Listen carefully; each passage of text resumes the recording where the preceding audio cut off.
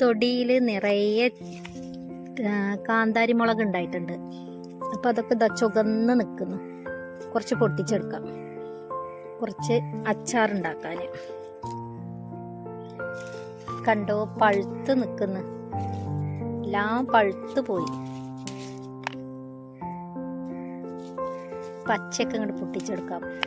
ഈ പഴുത്തത് ഇങ്ങനെ നിർത്തിയിട്ടുണ്ടെങ്കിൽ അടുത്ത വർഷമാകുമ്പോഴേക്കിനും ഇവിടെയൊക്കെ തൈ പൊട്ടി മുളയ്ക്കും കേട്ടോ. നേരത്തെ പറിച്ച മരത്തിൻ്റെ തൊട്ടിപ്പുറത്തായിട്ട് വേറെ ഒന്നും കൂടെ ഉണ്ടേ. കണ്ടോ, നിറയെ മുളക് നിൽക്കുന്നു. അതും കൂടെ പറിക്കാം.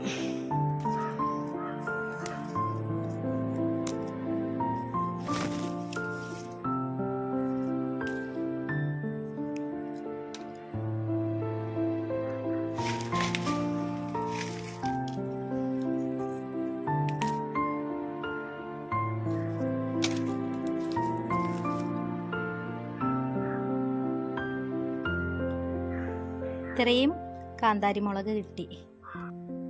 ഇനി കുറച്ച് പച്ചക്കുരുമുളക് ഇറക്കാം.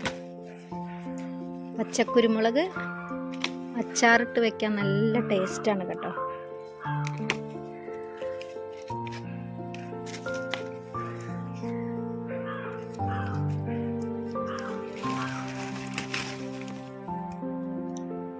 ഇത്ര മതി അച്ചാറിടാൻ വേണ്ടിയിട്ട്.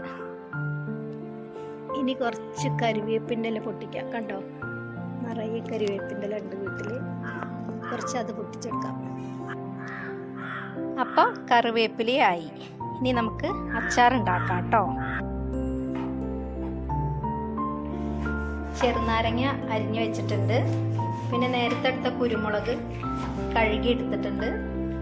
കാന്താരി വെള്ളത്തിലിട്ടിട്ടുണ്ട്, അതും കഴുകിയെടുക്കാം.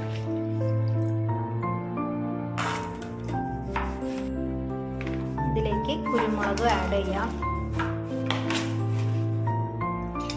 കുറച്ച് വെളുത്തുള്ളി, പിന്നെ ഈ നാരങ്ങ കൂടി ഇട്ട് കൊടുക്കാം അതിലേക്ക്. ആവശ്യത്തിന് നമുക്ക് ഉപ്പും ആഡ് ചെയ്യാം. ഉപ്പും ആഡ് ചെയ്തിട്ട് ഒക്കെ കൂടെ നന്നായിട്ട് മിക്സ് ചെയ്യാം.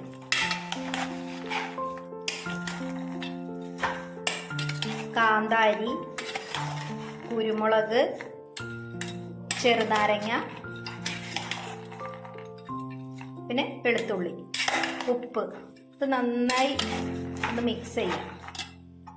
നേരത്തെ റസ്റ്റ് ചെയ്യാൻ വെച്ച ചെറുനാരങ്ങ, കുരുമുളക്, കാന്താരി, വെളുത്തുള്ളി, ഉപ്പിട്ടിട്ട് റസ്റ്റ് ചെയ്യാൻ വെച്ചതാണ്. ഇനി നമുക്കിത് കുപ്പിക്ക്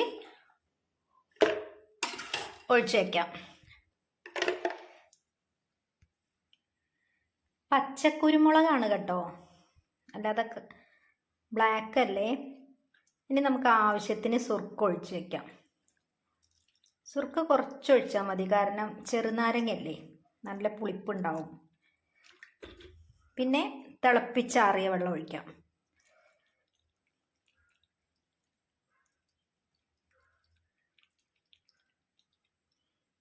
ഇത് മൂടി നിൽക്കുന്ന വരെ തിളപ്പിച്ചാറിയ വെള്ളം ഒഴിക്കുക.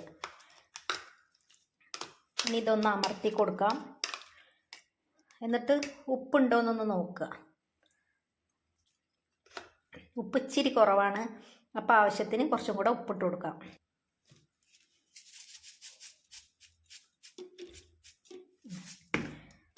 ആവശ്യത്തിന് ഉപ്പിട്ടിട്ട് ഒക്കെ ഒന്ന് മിക്സ് ചെയ്തിട്ട് നന്നായിട്ട് അടച്ചു വയ്ക്കാം.